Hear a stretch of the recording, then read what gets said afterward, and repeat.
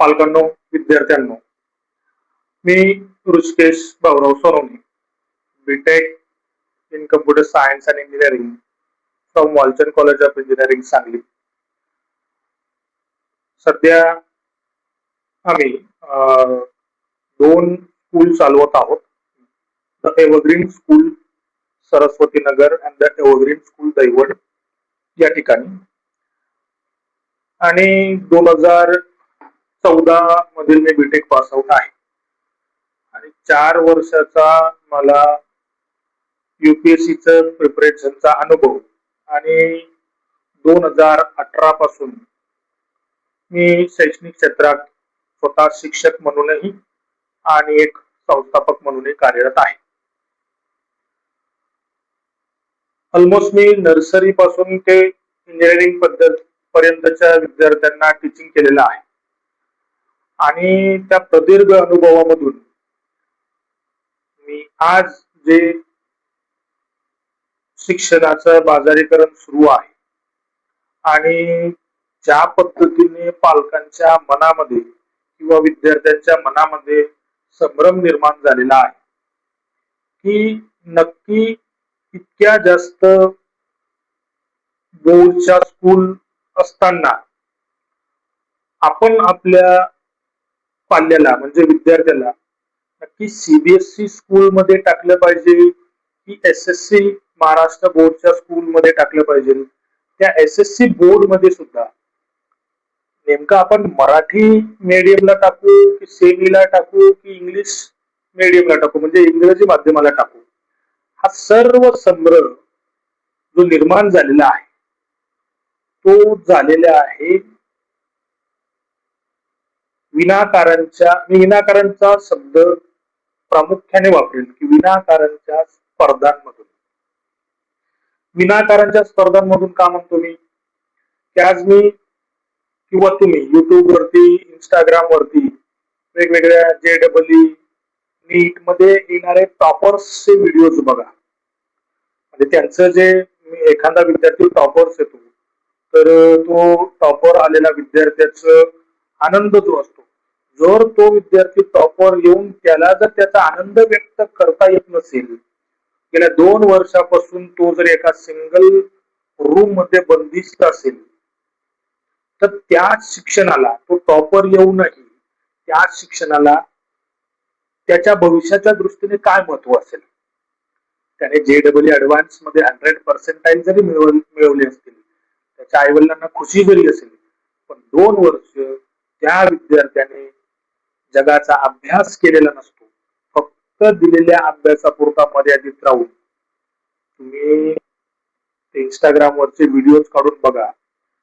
साधं त्या विद्यार्थ्यांना त्यांच्या खुशीमध्ये नाचता येत नसेल, त्यांच्या चेहऱ्यावरती त्या मिळालेल्या पर्सेंटाईलची जर खुशी दिसत नसेल, तर मला वाटतं की तुम्ही विद्यार्थी नाही घडवत, तुम्ही एक मशीन घडवताय.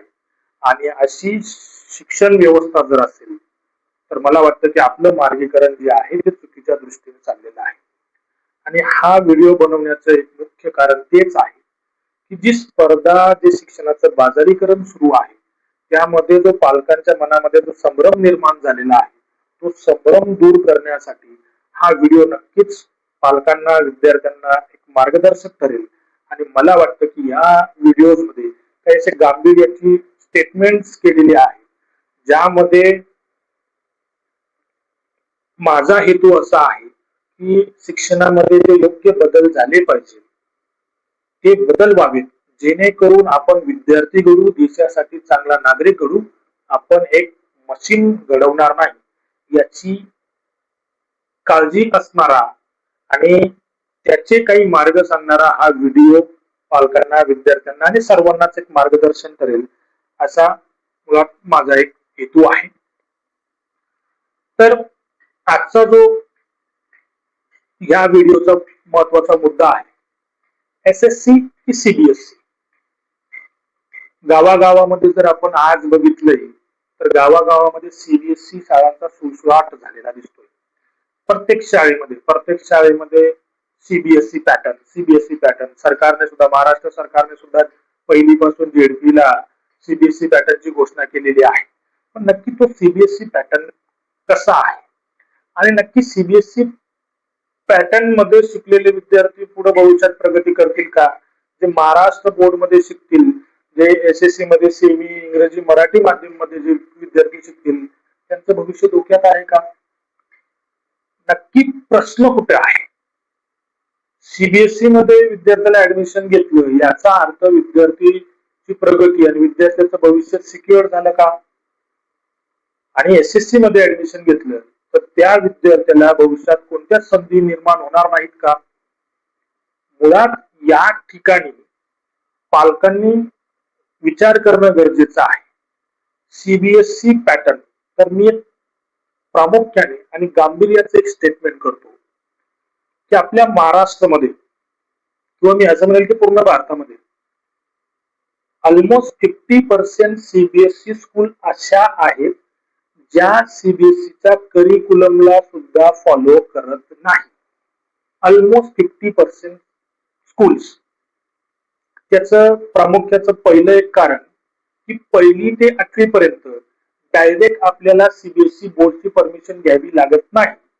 आपण जर महाराष्ट्र गव्हर्नमेंटची स्कूल चालवत असू तर महाराष्ट्र गव्हर्नमेंट कडूनच सीबीएसई 1ली ते 8वी सीबीएसई चालू करण्याची आपण परमिशन घेऊ शकतो.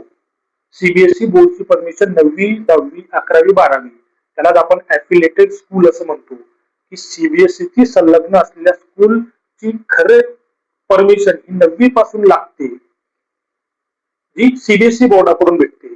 आणि 1ली ते 8वी आपण महाराष्ट्र सरकारकडून परमिशन काढू शकतो आणि सीबीएसईची स्कूल महाराष्ट्रामध्ये चालू करू शकतो.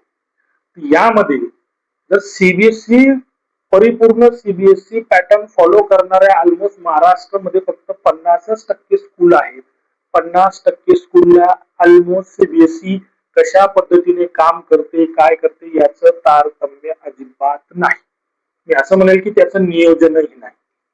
तारतम्य शब्द वापरण्यापेक्षा मी असं म्हणेल की त्याचं नियोजन किंवा त्याचं मार्गदर्शन त्या शाळांकडे अजिबात नाही. आणि खास करून मी हे गावाकडील स्कूलला म्हणेल की ऑलमोस्ट ज्या पद्धतीने महाराष्ट्र बोर्डच्या स्कूल चालतात, म्हणजे युनिट 1 घ्या, सेमिस्टर 1 घ्या, युनिट 2 घ्या, सेमिस्टर 2 घ्या, त्या पद्धतीने आणि युनिट 1 20 मार्क्सची 25 मार्क्सची घेतो त्याच पद्धतीने त्याही सीबीएसई गावाकडील CBSE school unit 1 and 2 20 and 25 मार्क्सच्या घेतात किंवा 30 मार्क्सच्या घेतात. पण ऍक्च्युअल मध्ये सीबीएसईचा एक्झामिनेशन पॅटर्न कसा आहे, सीबीएसई कशा पद्धतीने टीच करायला सांगते, सीबीएसई कशा पद्धतीने त्यांचं नॅशनल करिक्युलम आहे ते कशा पद्धतीने डिझाईन करते, कशा पद्धतीचे पुस्तकं फॉलो करायला सांगते, कशा पद्धतीच्या ऍक्टिव्हिटीज घ्यायला सांगते, जेणेकरून विद्यार्थ्यांची होलिस्टिक डेव्हलपमेंट होईल. आणि अदर एरियाज मध्ये सुद्धा जसं की म्युझिक झालं, योगा झालं, कराटे झालं, स्पोर्ट्स झालं, अदर एरियाज मध्ये सुद्धा विद्यार्थी कसे डेव्हलप होतील याचं सर्व सीबीएसई पॅटर्न मध्ये दिलंय. आणि सेम गोष्ट एसएससी पॅटर्न मध्ये सुद्धा दिलेली आहे, म्हणजे महाराष्ट्र बोर्डच्या पॅटर्न मध्ये सुद्धा दिलेले आहे. फरक फक्त इतकाच आहे की सीबीएसई जे करिक्युलम आहे ते फोर्सफुली शाळांना 9वी पासून पुढे ज्या शाळा असतील तर त्यांना फोर्सफुली फॉलो करायला सांगतं आणि त्यांचे स्ट्रिक्ट रूल्स अँड रेग्युलेशन्स आहे. आपण थोडं महाराष्ट्र बोर्ड थोडं रूल्स अँड रेग्युलेशन मध्ये थोडस मागे पडतो. आणि सगळ्यात महत्वाचं सीबीएसई बोर्डची जी 10th बोर्ड किंवा 12th बोर्डची जी एक्झाम होती ती स्ट्रिक्टली पूर्ण मी असं म्हणेल थोडासा 10-15% जर ग्रामीण भाग वगैरे थोडासा सोडला तर ऑलमोस्ट कोणत्याही ठिकाणी कॉपी चालत नाही.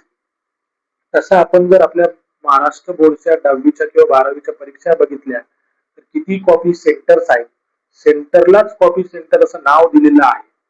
तर मग ह्या सगळ्या एवढ्या त्याला का गोंधळामध्ये आपल्या मुलासाठी महत्वाचा बोर्ड कोणता असेल, एसएससी की सीबीएसई, तर त्या संदर्भात जर मी स्पष्टपणे बोललो तर आताचे जे नवे पालक आहेत, नवे पालक म्हणजे जे आता 23 किंवा 35 वर्गामध्ये म्हणजे वयामध्ये जे बसतात की आत्ताच त्यांना मुलबाळ झालेले तर त्यांची मुलं जे आहेत ते शाळेमध्ये येण्यासाठी तयार झालेली आहेत. त्या पालकांमध्ये त्यांना वाटतं की माझ्या मुलासाठी सीबीएसई बेस्ड असेल. सगळ्यात महत्वाचा आजचा गोंधळ जो आहे तो आहे इमारत बघून प्रवेश घेणे किंवा देखावा बघून प्रवेश घेणे. हा सगळ्यात मोठा शैक्षणिक क्षेत्रातील प्रोपोगेंडा आहे की इमारत मोठी तयार करायची, वेगवेगळ्या बाहेर खेळण्या वगैरे लावून सुविधा दाखवायच्या, पण त्या पद्धतीने ती स्कूल काम करते का, मागील पालकांचा काय अनुभव आहे, तिथला स्टाफ किती वेल ट्रेन आहे, हे जोपर्यंत पालक जाणून घेत नाही तोपर्यंत सीबीएसई, मी स्पष्ट सांगेल की सीबीएसई शाळेमध्ये आपल्या विद्यार्थ्याला ऍडमिशन न घेतलेलं बरं. त्याचं एकमेव कारण ग्रामीण भागाबद्दल जर मी बोललो तर ग्रामीण भागामध्ये सीबीएसईचे आजकाल ऑलमोस्ट 90-95% स्कूल या बाहेरील ट्युशन वरती म्हणजे क्लासेस किंवा अकॅडमी वरती डिपेंड आहेत. आणि त्या अकॅडमी वरती डिपेंड असताना जर ग्रामीण भागामध्ये क्लासेस किंवा अकॅडमी उपलब्ध नसेल सीबीएसई रिलेटेड, तर मला वाटतं की शैक्षणिक मध्ये, मी बाकीच्या एरियामध्ये नाही जात आहे, शैक्षणिक दृष्टी म्हणजे जे एज्युकेशनल सब्जेक्ट त्यांना दिलेले मेन, तर त्या सब्जेक्ट मध्ये विद्यार्थी मागे पडू शकतो आणि त्याला जे परिपूर्ण ज्ञान पाहिजे ते परिपूर्ण ज्ञान त्या विषयाचं भेटू शकत नाही. ग्रामीण भागाची आज अवस्था अशी आहे की मला माझ्या मुलाला सीबीएसई स्कूलमध्ये टाकायचं, अरे का टाकायचं याचा विचार जर पालक करत नसतील, मी पहिल्यांदा म्हणेल की तुम्हाला केंद्राची शासकीय नोकरी आहे का. जर केंद्राची शासकीय नोकरी असेल तर 100% तुम्ही सीबीएसई बोर्डातच तुमच्या मुलाला टाका. का, कारण की तुमची बदली बाहेरच्या राज्यातही होऊ शकते. जर ती बाहेरच्या राज्यात होऊ शकत असेल तर 100% तुम्ही तुमच्या मुलाला मुलीला सीबीएसई बोर्डात टाकणं गरजेचं आहे. का, कारण की महाराष्ट्र बोर्ड हा तुम्हाला बाहेरच्या स्टेटमध्ये भेटणार नाही. सो त्या अनुषंगाने जर बघितलं तर तुम्ही कंपल्सरी सीबीएसई बोर्ड मध्ये टाकणं गरजेचं आहे. दुसरा पॉइंट, जर तुम्ही स्वतः पालक, आई किंवा वडील पालक जर सीबीएसई बोर्डामधून शिकले असतील तर काही अडचण नाही, तुम्ही तुमच्या मुलाला मुलीला सीबीएसई बोर्ड मध्ये टाकू शकता. तिसरी गोष्ट, जरी तुम्ही महाराष्ट्र बोर्ड मध्ये शिकलेला असाल पण तुम्हाला परिपूर्ण ज्ञान असेल, परिपूर्ण ज्ञान म्हणजे तुम्ही 10वी पर्यंत तुमच्या स्वतःच्या विद्यार्थ्याला मार्गदर्शन करू शकता. मी हे ग्रामीण भागामधलं बोलतो, शहरी भागामधलं बोलत नाही, कारण की शहरी भागामध्ये बऱ्याचदा विद्यार्थ्यांना ट्युशन्स किंवा क्लासेस अवेलेबल असतात. मी ग्रामीण भागाबद्दल खास करून बोलतोय की जर आई वडिलांना परिपूर्ण ज्ञान असेल त्या त्या विषयांचं तर 100% तुम्ही सीबीएसई मध्ये विद्यार्थी टाकला तरी काही अडचण निर्माण होणार नाही.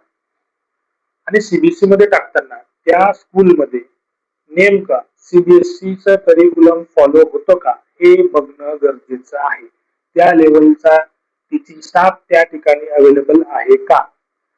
आता मी सीबीएसई स्कूलचा भाऊ करत नाही की सीबीएसई स्कूल खूप मोठी आहे किंवा सीबीएसई स्कूल मध्ये खूप स्टँडर्ड एज्युकेशन भेटणार आहे, तेच एज्युकेशन एसएससी किंवा महाराष्ट्र बोर्ड मध्ये भेटणार नाही. हा माझा तुलनात्मक विषय नाही. मी का सांगतो, ज्यांना टाकण्याची इच्छा असेल सीबीएसई बोर्ड मध्ये त्यामध्ये ऑलरेडी तुम्हाला त्या बोर्डची माहिती असणं गरजेचं आहे. कशा पद्धतीने एक्झामिनेशन पॅटर्न होतो, कशा पद्धतीने विद्यार्थ्यांना शिकवलं गेलं पाहिजे. कारण बऱ्याच ग्रामीण भागातील सीबीएसई शाळा या सरळ सरळ एसएससी बोर्ड सारख्या एक्झाम वगैरे कंडक्ट करून, एसएससी बोर्ड सारख्या एक्झाम वगैरे कंडक्ट करून म्हणजे मी एसएससी बोर्ड बद्दल स्पेशल बोलेल. एसएससी बोर्ड जसा चालतो त्याच पद्धतीने त्या सीबीएसईच्या शाळा चालत आहे. स्पेशल सीबीएसईचा करिक्युलम कोणी फॉलो करताना दिसत नाही. म्हणून ग्रामीण भागामध्ये तुम्ही शाळा निवडताना विद्यार्थ्याच्या बेसिक गोष्टींवरती, म्हणजे आपण त्याला म्हणतो जसं ज्या पद्धतीने इमारतीचा पाया भक्कम असला तर इमारत भक्कम असते, त्याच पद्धतीने जर ती शाळा ती एसएससी असू द्या किंवा सीबीएसई जर मुलाच्या बेसिक वरती फोकस करणार असेल, म्हणजे मुलाचा जर शिक्षणातील पाया भक्कम करणारी शाळा असेल तर 100% त्याच शाळेमध्ये मुलाचं ऍडमिशन झालं पाहिजे. तशी गॅरंटी जर तुम्हाला शाळा देत असेल 100% तुम्ही त्या शाळेमध्ये ऍडमिशन घेतलं पाहिजे. भले तुम्ही ते मराठी मीडियम मध्ये घ्या, सेमी मध्ये घ्या, इंग्रजी मीडियम मध्ये घ्या किंवा सीबीएसई मध्ये घ्या. इमारतीच्या देखाव्यावरून किंवा बाहेर 4 बसेस उभ्या आहेत, 2 स्पोर्ट्सचे खेळण्या लावून ठेवलेल्या आहेत, यावरून तुम्ही शाळेचा अंदाज घेऊ नका. मागील पालकांचे अनुभव घ्या. ते मागील जे पालक तिथे असतील त्यांचे अनुभव घ्या. ते पालक सांगतील तुम्हाला त्या शाळेमध्ये ऍडमिशन घ्यायचं की नाही घ्यायचं. पालकच एकमेव जो असतो ज्याने तिथे आधीच ऍडमिशन घेतलेलं तोच त्याचा खरा अनुभव सांगतो. शाळा ती शाळा कोणती असू द्या, वैयक्तिक माझी एव्हरग्रीन स्कूल जरी असली तरी सांगतो किंवा आमची एव्हरग्रीन स्कूल जरी असली तरी सांगतो की वैयक्तिकरित्या कोणती शाळा स्वतःच्या म्हणजे शाळेला वाईट म्हणणार नाही. जरी देत नसेल तरी ते म्हणणार की आम्ही देतो. एक वर्ष तुमचं एकदा ऍडमिशन झालं तर तुम्हाला वर्षभर शाळेत ठेवायचंच आहे. ही गोष्ट क्लासेस किंवा ट्युशन सारखी नाही की एक महिना मला टीचरचं टीचिंग आवडलं नाही म्हणून मग मी लगेच ट्युशन बदलतो. शाळेमध्ये एकदा ऍडमिशन घेतलं तर वर्षभर तुम्हाला किंवा 6 महिने तुम्हाला त्या शाळेमध्ये ठेवावंच लागणार आहे. आणि मुळात पालकांनी हा दृष्टिकोन ठेवावा की एखाद्या शाळेमध्ये जर तुम्ही तुमच्या मुलाला ऍडमिशन घेता, मुलीला ऍडमिशन घेता, तर निदान समजा पहिलीला जर ऍडमिशन घेतलं तर निदान 4थी पर्यंत त्याच शाळेमध्ये विद्यार्थ्याला ठेवायला पाहिजे. जर समजा 5वीला घेतलं तर 8वी पर्यंत त्याच शाळेमध्ये ठेवायला पाहिजे. समजा जर 8वीला घेतलं तर 10वी पर्यंत त्याच शाळेमध्ये ठेवायला पाहिजे. त्याचा प्रमुख उद्देश सांगतो की निदान 6 महिने तर शाळेला तो विद्यार्थी जाणून घ्यायला लागतो. तो विद्यार्थी कशात चांगला आहे, कोणत्या सब्जेक्ट मध्ये व्यवस्थित करतो, कोणत्या सब्जेक्ट मध्ये त्याला इम्प्रुव्हमेंटची गरज आहे. तर या सगळ्या गोष्टी करत असताना 6 महिने तर आम्हाला म्हणजे शाळेला जाणून घ्यायलाच लागतात. तर अचानक 1 वर्ष झालं तुम्ही या शाळेमधून काढून दुसऱ्या शाळेमध्ये टाकणार तर अगेन तिथले शिक्षक हेच करतील. परत 6 महिने त्यांना जाणून घ्यायला लागतं. म्हणून माझ्या प्रामुख्याने तुम्ही कोणत्याही शाळेत टाकलं तर पहिलीला टाकलं तर 4थी पर्यंत त्याच शाळेत असू द्या, 5वीला टाकलं तर निदान 7वी पर्यंत तरी त्या शाळेत असू द्या, 8वीला टाकलं तर 10वी पर्यंत त्या शाळेत असू द्या. तुम्हाला त्या शाळेच्या 2-3 वर्षाच्या अनुभवावरून तुम्हाला कळेल की ही शाळा त्या विद्यार्थ्याला घडवते की नाही घडवत. तुम्हाला जर काही प्रोग्रेस 3 किंवा 4 वर्षामध्ये दिसतच नसेल तर 100% शाळा बदलणं गरजेचं आहे. ती कोणतीही शाळा असू द्या. एसएससी बोर्डामध्ये टाकण्याचे फायदे आणि सीबीएसई बोर्डामध्ये टाकण्याचे फायदे मी तुम्हाला सांगतो. समजा पालकांना चांगली माहिती आहे सीबीएसई बोर्डमध्ये आणि ती शाळा पण प्रॉपर सीबीएसई करिक्युलम फॉलो करत असेल तर एक सीबीएसई शाळा ज्या आहेत तुम्हाला ओव्हरऑल नॅशनल प्लॅटफॉर्म तयार करून देतात. नॅशनल प्लॅटफॉर्म म्हणजे तुम्ही राष्ट्रीय कोणतेही वेगवेगळ्या सीबीएसईच्या स्पर्धा असतात आणि त्या स्पर्धेमध्ये विद्यार्थ्यांना तुम्ही घेऊन जाऊ शकता किंवा सीबीएसईचं जर प्रॉपर करिक्युलम फॉलो केलं तर बऱ्याचदा त्यांचा फोकस हा मॅथ सायन्स वरती जास्त असतो आणि प्रॅक्टिकल फोकस जास्त आहे. आणि त्या फोकस वरती जर आपण बघितलं तर सीबीएसई मध्ये त्या पद्धतीने डेव्हलपमेंट खूप चांगली होते. सेम एसएससी म्हणजे महाराष्ट्र बोर्डचं पण आहे. आता महाराष्ट्र बोर्डचे फ्लॉर्स काय आहे गेल्या 8 वर्षापासून या विद्यार्थ्यांना मी शिकवतोय. म्हणजे मी सीबीएसई बोर्डच्या विद्यार्थ्यांनाही शिकवतोय, एसएससी बोर्डच्या विद्यार्थ्यांनाही शिकवतोय. तर एसएससी बोर्ड मध्ये फ्लॉर्स काय आहे जर मी सिलेबस वाईज जर सांगितलं तर बऱ्याचदा मला पालकही भेटतात सर सीबीएसईचा सिलेबस खूप हार्ड आहे आणि एसएससीचा सिलेबस खूप सोपा आहे. तर अजिबात असं काहीच नाही. मी एसएससीच्या 10thलाही शिकवतो आणि सीबीएसईच्या 10thलाही शिकवतो. ऑलमोस्ट सिलेबस वाईज जर बघितलं तर मी असं म्हणेल की एसएससीचा सिलेबस कम्पेअर टू सीबीएसईचा सिलेबस एसएससी सिलेबस खूप वास्ट आहे आणि थोडा डिफिकल्ट सुद्धा आहे सीबीएसई पेक्षा. सिलेबस बद्दल बोलतो मी, एक्झाम बद्दल बोलत नाही. सिलेबस बद्दल ऑलमोस्ट मी तुम्हाला जर बोललो तर 9thला एसएससी बोर्डमध्ये 9 पासून ट्रिग्नोमेट्री सारखे चॅप्टर सुरू होतात. तेच ट्रिग्नोमेट्री सारखे चॅप्टर डायरेक्ट सीबीएसई बोर्डमध्ये 10thला आहे. तो चॅप्टर 10th मध्ये म्हणजे जो सर्कल नावाचा चॅप्टर आहे 10thला ऑलमोस्ट ऑल थेरम्स वगैरे पकडून 31 पेजचा आहे. मी वास्ट सिलेबस बद्दल बोलतोय. तो चॅप्टर सीबीएसई बोर्डला 4-5 पेजेसचा आहे. सो जर सिलेबस बद्दल जर बघितलं सायन्सचा सिलेबस सुद्धा एसएससी बोर्डचा हाय आहे. चॅप्टर सुद्धा जास्त आहेत एसएससी बोर्ड मध्ये कम्पेअर टू सीबीएसई. मग सीबीएसई कशामध्ये चांगली आहे तर एक्झामिनेशन सिस्टीम मध्ये सीबीएसई खूप बेटर आहे कम्पेअर टू एसएससी. पहिली गोष्ट एक तर ऑलमोस्ट कॉपी होण्याचे कुठेही चान्सेस नाहीत, कारण की त्यांचे सेंटर्स अशा ठिकाणी आहेत ज्या ठिकाणी कॅमेरेज प्रत्येक हॉलमध्ये असतील. एसएससी बोर्ड मध्ये मागच्या वर्षापासून तशी प्रोसेस सुरू केलेली आहे आणि त्याच कारणास्तव या वर्षीचा थोडासा निकाल 2% कमी झाला. काही ठिकाणीच फक्त कॅमेरे बसवलेले होते आणि त्याचा प्रॉपर कॅमेरेच्या अंडर एक्झाम झाल्या तरी 2% जो रिझल्ट आहे तो डाऊन झाला एसएससी बोर्ड. जर आपण याचा जर विचार केला, एक्झामिनेशन सिस्टीम स्ट्रॉंग आहे म्हणजे काय, एसएससी बोर्ड मध्ये ऍज इट इज पुस्तकामध्ये दिलेले जे क्वेश्चन्स आहेत as it is questions exam मध्ये येतील. तुम्ही प्रेडिक्ट करू शकता की या पद्धतीचे क्वेश्चन बोर्ड मध्ये येतात. जसं की मी लिनियर इक्वेशन शिकवलं तर मला आज माहिती आहे की 10 to 12 मार्क्सचे क्वेश्चन लिनियर इक्वेशनचे जसेच्या तसे फक्त एक्झाम्पलच्या व्हॅल्यूज बदलतील. ऍज इट इज त्याच पद्धतीचे मार्क्स म्हणजे सॉरी क्वेश्चन्स त्या एक्झामला येतील हे आजही मला माहिती आहे. मी सीबीएसईचं प्रेडिक्टच करू शकत नाही. मी सांगू शकतो की या चॅप्टरचा क्वेश्चन त्या क्वेश्चन नंबर मध्ये येईल, पण कशा पद्धतीचं क्वेश्चन येईल हे मी सीबीएसई मध्ये प्रेडिक्ट करू शकत नाही, कारण की सीबीएसई चे क्वेश्चन्स हे reasoning base, assertion base, analytical base खूप जास्त असतात आणि ऑलमोस्ट ते क्वेश्चन्स त्यांनी एक्सटर्नल सोर्सेस यूज करून क्वेश्चन्स आणलेले असतात बऱ्याचदा. सो ते एनसीईआरटी ला फॉलो करायला सांगतात, पण त्यांचा 10च्या स्टुडंटचा अभ्यास हा खूप जास्त असेल. त्यांनी एक्स्ट्रा बुक्स सांगितलेली असतात, तिथे मेन्शन केलेली असतात. त्या बुक्सचं सुद्धा त्याला आपण रेफरन्स बुक म्हणतो, त्या रेफरन्स बुकचा सुद्धा तुम्हाला अभ्यास करावा लागतो, जेणेकरून त्या विद्यार्थ्याला एक्झामिनेशन सीबीएसई बोर्ड हार्ड का जातो त्याचं एकमेव रिझन आहे त्यांची एक्झामिनेशन सिस्टीम 10th आणि 12th ची खूप स्ट्रॉंग आहे. एसएससी बोर्डची मी एकदम गांभीर्याचे स्टेटमेंट करतो, एसएससी बोर्डची एक्झामिनेशन सिस्टीम स्ट्रॉंग नाही. स्ट्रॉंग नाही म्हणजे काय, मी पेपर लीक वगैरे वर बोलणारच नाही. मी बोलणार आहे एक्झाम घेण्याची पद्धतीवरती. एक तर कॉपी आणि त्यामध्ये पालकांचा सहभाग. 10वी-12वीच्या एक्झाम मध्ये पालकांचा कॉपी मध्ये सहभाग खूप जास्त आहे. शाळा सुद्धा पालकांना करून घेऊ आम्ही.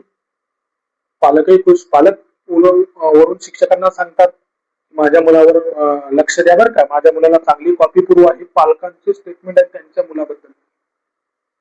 तर पालकांनी पहिलीपासूनच प्रत्येक शाळेवर जाणं जर कंपल्सरी केलं, किंवा पालक कष्ट करतात, कष्ट त्यांच्या मुलासाठी करतात, जर पालक महिन्यातून अर्धा तास काढून जर शाळेत व्हिजिट करू शकत नसतील तर मी असं म्हणेल की पालकांच्या कष्टाला सुद्धा शून्य किंमत आहे. ज्या मुलांसाठी मुलींसाठी तुम्ही कष्ट करताय त्याच मुलांच्या शाळेमध्ये महिन्यातून जर तुम्हाला अर्धा एक तास जायला जमत नसेल तर तुम्ही कोणासाठी कमवता हे हा प्रश्न तुम्ही स्वतःला विचारा. की मला तरी वाटतं की तुम्ही त्या विद्यार्थ्यांच्या एज्युकेशनल प्रोग्रेस बद्दल खूप जागरूक असणं गरजेचं आहे. जुना काळ गेला की शिकला नाही तरी चालत होता. आज निदान विद्यार्थी 12वी पास चांगल्या मार्क्सने 12वी पास झालेला असला पाहिजे, जेणेकरून त्याला व्यावहारिक ज्ञानामधलं सगळं समजेल. त्याला साधी तुम्ही एक छोटं किराणा दुकान जरी टाकून दिलं तरी तो सांभाळू शकतो इतका चांगला तो असायला पाहिजे. आणि दुसरी गोष्ट, तुम्ही कमवतात तर त्याच विद्यार्थ्यासाठी कमवतात तर शाळेत महिन्यातून एकदा तरी जाऊन चौकशी करा की मॅडम सर आमच्या मुलाची प्रगती कशी आहे, काय आहे, तू कोणत्या फील्ड मध्ये चांगला आहे, कशा पद्धतीने आहे. आणि सगळेच विद्यार्थी, मी तुम्हाला सांगतो, सगळेच विद्यार्थी विषयांमध्ये हुशार असतील असं नाही, सब्जेक्ट मध्ये हुशार असतील असंच नाही. काही स्पोर्ट्स मध्ये चांगले आहेत, काही म्युझिक मध्ये चांगले आहेत, काही योगामध्ये चांगले आहेत, काही एनसीसी मध्ये, बऱ्याच गोष्टींमध्ये खूप वेग चांगले असतात. तर ते ऍक्टिव्हिटी बेस्ड एज्युकेशन वरती सर्व ठरत असतं. मग हे जर तुम्हाला ठरवायचं असेल तर मला असं वाटतं की तुम्ही म्हणजे पालकांनी विद्यार्थ्याच्या शिक्षणावरती प्रॉपर लक्ष देणं गरजेचं आहे. तुम्ही महिन्याभर कष्ट करा मला मान्य आहे, पण निदान महिन्यातून अर्धा एक तास काढून शाळेला व्हिजिट करा आणि ती चौकशी करणं तुमची गरज आहे. तुम्ही विद्यार्थ्याला मराठी मीडियम मध्ये टाका, काही हरकत नाही. सेमी मध्ये टाका, काही हरकत नाही. इंग्लिश मीडियम मध्ये टाका, काही हरकत नाही. एसएससी बोर्ड मध्ये टाका, काही हरकत नाही. सीबीएसई बोर्ड मध्ये टाका, काही हरकत नाही. भविष्यामध्ये प्रत्येक विद्यार्थ्याला सारख्याच संधी उपलब्ध असतील. फक्त विद्यार्थी शिक्षण कसं घेतो त्यावरती सर्व अवलंबून आहे.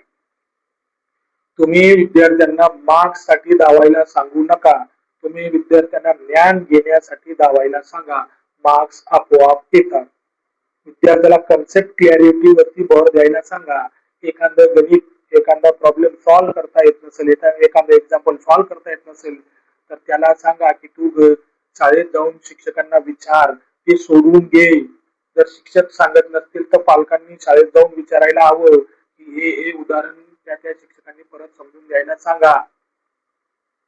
गरज पडत असेल तर तुम्ही समजा, मी खर तर ट्युशनच्या किंवा क्लासेस लावण्याच्या याला कधीच पालकांना सांगत नाही, पण समजा जर ती गरज पडली तर तुम्ही बाहेर क्लासेस लावून, ट्युशन्स लावून तुम्ही त्या क्लासेसच्या सरांकडून, मॅडमांकडून तशी तयारी करून घ्या. चांगलं चांगलं शिक्षण हेच विद्यार्थ्याला चांगल्या पद्धतीने घडवू शकतं असं अजिबात नाही. खूप जास्त पर्सेंट पडले म्हणजे तो विद्यार्थी युपीएससी एमपीएससी क्रॅकच करेल असं अजिबात नाही. 12वी फेलही 12वी पास परत पुन्हा पास केल्यानंतर IAS IPS होऊ शकतो. जिद्द कधी निर्माण होईल हे सांगता येत नाही, परंतु आज शिक्षण ही काळाची गरज आहे आणि बोर्डवर आधारित शिक्षण नाही. तुम्ही सीबीएसई एसएससी कोणत्याही बोर्ड मध्ये विद्यार्थ्याला प्रवेश घेऊ शकता. सीबीएसई बोर्ड खूप चांगलं आहे असं मी म्हणणार नाही आणि एसएससी बोर्ड खूप चांगलं आहे असंही म्हणणार नाही.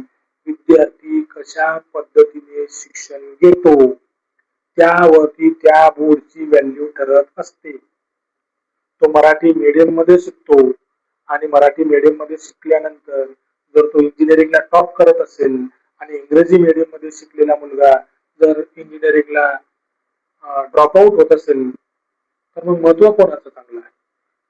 महत्व याचं चांगलं आहे की त्या विद्यार्थीने ते माध्यम निवडल्यानंतर कशा पद्धतीने अभ्यास केला.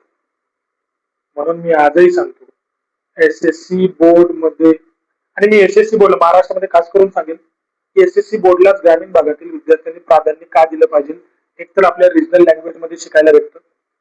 दुसरी गोष्ट, आपल्या ग्रामीण भागातील जे शिक्षक आहेत ते त्यांचा आणि पालकांचा संवाद खूप चांगला असतो.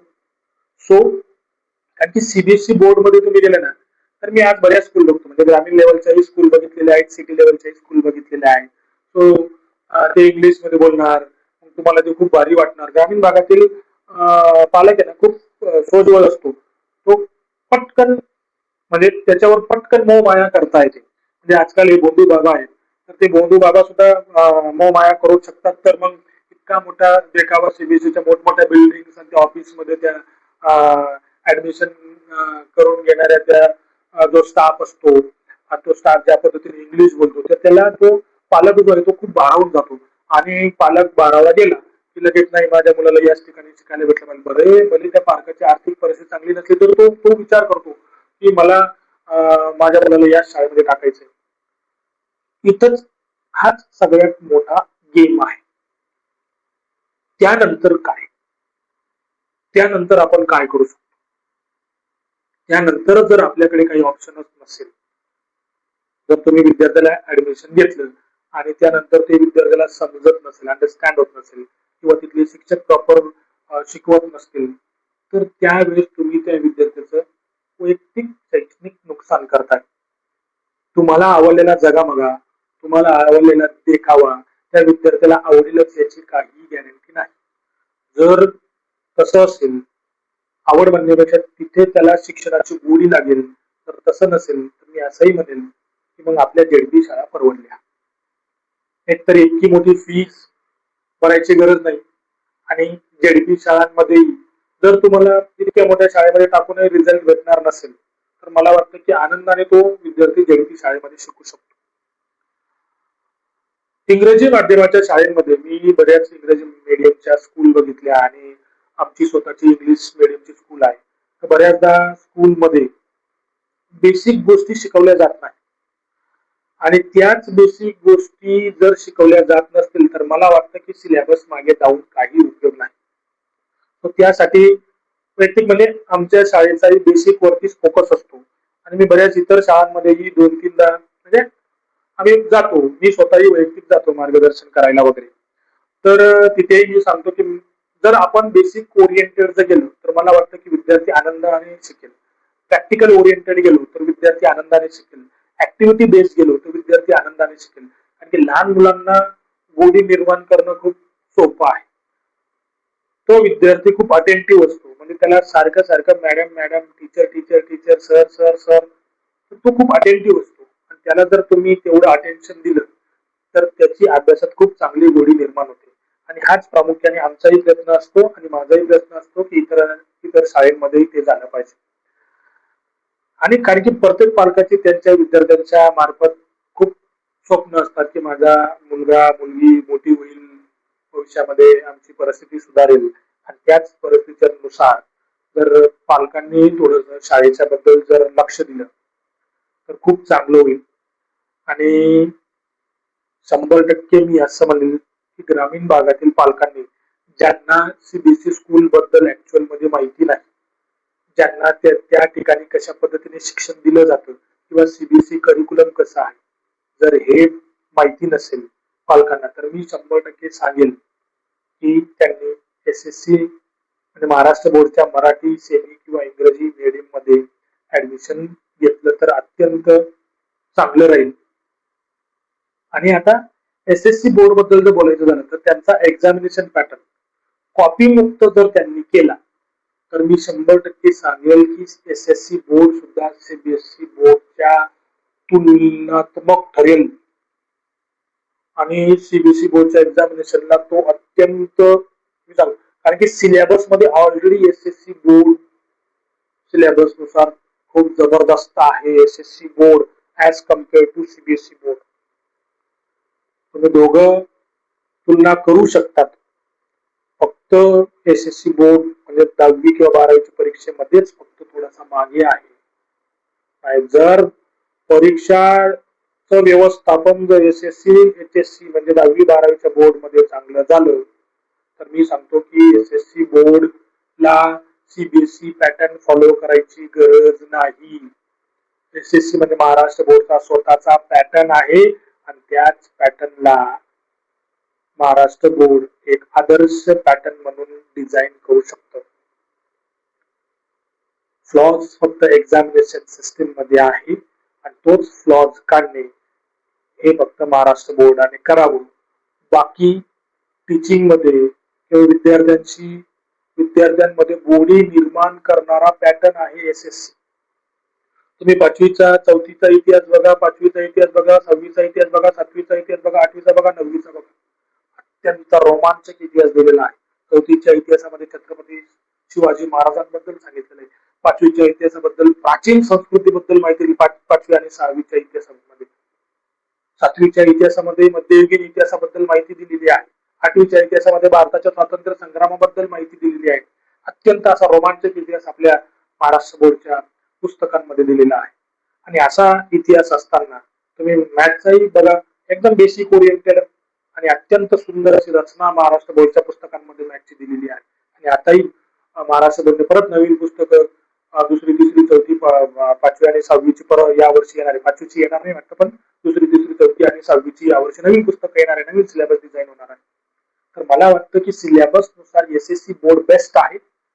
आणि सगळ्यांनी एसएससी महाराष्ट्रामध्ये ग्रामीण भागातील विद्यार्थ्यांनी एसएससी बोर्ड मध्ये शिकलं तर त्यांचा विकास योग्य पद्धतीने होईल. का? कारण की आपण आपल्या भाषेमध्ये शिकायला प्राधान्य देतो. इंग्रजी माध्यमाच्या जरी शाळा असल्या तरी आपण घरामध्ये किंवा तिथला जो स्टाफ आहे तो पालकांशी अत्यंत जुळून घेतलेला असतो. मी असंही म्हणेल की सीबीएसई मधील जो स्टाफ आहे तो पालकांशी जुळून घ्यायला खूप थोडासा तिथे थोडासा डिस्टन्स आहे. पालक आणि सीबीएसई बोर्डचा स्टाफ यांच्यामध्ये थोडस अंतर आहे. तसं एसएससी बोर्डाचा तो इंग्रजी माध्यमाचा असू द्या, सेमी असू द्या किंवा मराठी असू द्या, त्यामध्ये थोडासा म्हणजे इथे एसएससी बोर्ड मध्ये अत्यंत त्याला काय म्हणतो आपण जीवाला निर्माण झालेला आहे पालक आणि स्टाफ मध्ये. त्यामुळे विद्यार्थ्याची प्रगती करणे सोपं जातं. म्हणून माझं वैयक्तिक म्हणणं असेल, जर तुम्ही केंद्रातील कर्मचारी नसाल, तुम्हाला सीबीएसई बोर्ड बद्दल परिपूर्ण माहिती नसेल, देखाव्यावरती कोणी ऍडमिशन घेऊ नये.